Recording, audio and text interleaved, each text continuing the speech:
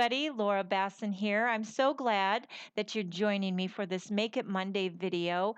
We are looking at stamping ombre background patterns. This is the Ombre Builder stamp set. I'm going to use that multi-striped one there that I pointed at, and I have a piece of Stamper Select White and all my rainbow ink pads all ready to go. But feel free to use whatever colors that you like. This is just the colors that I like, but you could customize this.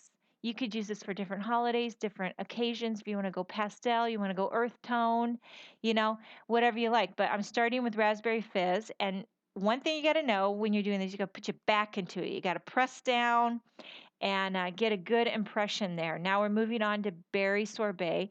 There's so many ways you can do this, but when a while ago, I don't know if it's when this Ombre Builder stamp set was being released, I did something like this, and I had so very many comments of people wanting to know, how did you do it? Can you do a video? Can you do a tutorial? Show me how to use this stamp set. And it's very simple. So I thought, well, I'll take this occasion to show you how simple it is. So there, now we've overlapped raspberry and berry sorbet. See that? So I'm beginning to fill in those white spaces. Now we're moving on to orange zest, and I'm going to overlap that over the berry sorbet. And so you begin blending your colors. And basically all you need to just keep in mind is staying parallel with your lines. Make sure your lines all run parallel with each other. And that's what's great about clear stamps. And one thing I would recommend is see how my acrylic block, it's nice and large. It gives you lots of space around the side so you can really see where you're placing the stamp and you know, see what you're doing. And I like having a nice big block, especially for stuff when I'm doing like this or plaid patterns or stripes. You want to be able to see all around what you're doing there. Okay, so now I'm going to overlap, and always I kind of look to see where there's a white gap there with the lines, and that's where I'm going to start stamping. See that?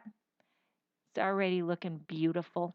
Now we're moving on to Harvest Gold. So anyway, the Ombre Builder stamp set, so many fabulous image border-like images on there. If I had the time, I'd go through each one of them, and it's just limitless the ways that you can use it. But if you don't have the Ombre Builders stamp set, you can create ombre patterns with just about anything you have. If you have a stripe, you could even do it with a circle, you know, create an ombre pattern with like a solid circle stamp. Just brainstorm, look and see what you have and think, I could use that image to create an ombre pattern. For sure you can. And so now we're moving on to limeade ice.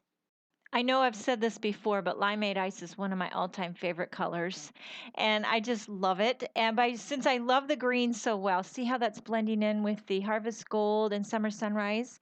And so now I want to add another green just for the heck of it. So I threw in a Simply Chartreuse, just a little bit darker than the limeade ice, and just gives you a little more green in the mix of your ombre pattern. And I thought that looked really pretty. I love ombre. I think this would be cool. You know, I'm kind of got the rainbow thing going on here. And one thing that to keep in mind, personal choice, I like to stay in rainbow order because I think it looks more pleasing. So like, for example, when that Simply Chartreuse overlaps with the Hawaiian shores, I think you get a pleasing teal color mixture there. Now, if you were going from the Simply Chartreuse into like a red, you might get a muddy brown color because I'm not sure Simply Chartreuse and red, when they overlap, the color might not be as pleasing. At least it's not to me. But when you stay in rainbow order, when the colors overlap, it's equally as gorgeous. So now we just stamped some Blueberry Sky. And now what I'm doing is I'm going to go back in with some colors I've already used and kind of fill in any of the gaps, any white spaces, because I want to kind of make this as filled in and solid and blended as I can. And then I decided just to spice things up a little bit, I'm going to take that Raspberry Fizz and I'm going to go over that Blueberry Sky on the end. And that's going to kind of, so I'm starting with Raspberry Fizz and I'm ending with Raspberry Fizz. But when the Raspberry Fizz overlaps with the Blueberry Sky, you get this really pretty purple color. Isn't that pretty? Now, but there's a lot of little white gaps at the top there that I don't like, so I'm taking my berry sorbet and kind of just beginning to fill in any spaces and just making it look evened out and blended as best as I can.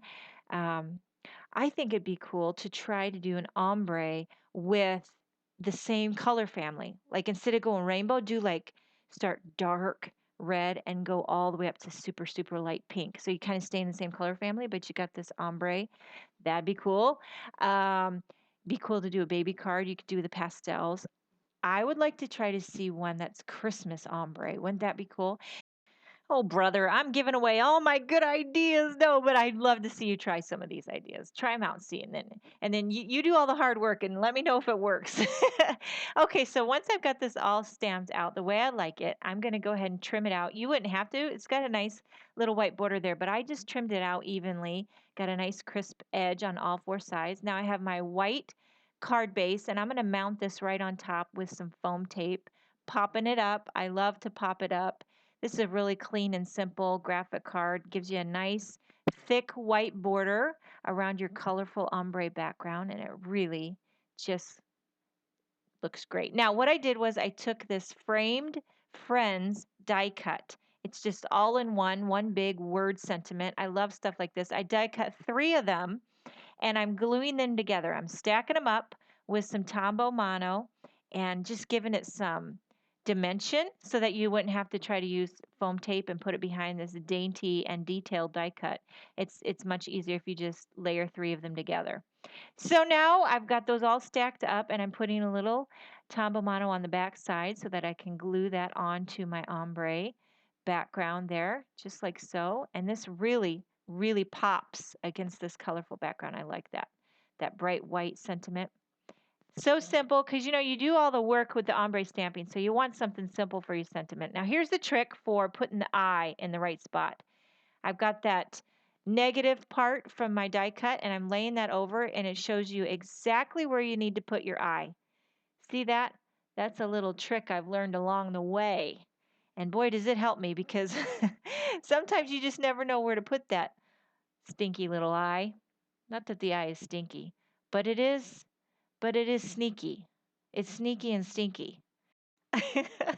Okay, so we're going to layer those up. We want those to be layered up 3 times because our word die cut is got 3 layers to it. So we want to match up that thickness there. And that's all there is to it. This is finished. I would really love to see you stamp an ombre background pattern. Use what you have. Use the colors you love. Have fun with it. Thank you so much for joining me. And I hope to see you soon. See you next time. Bye.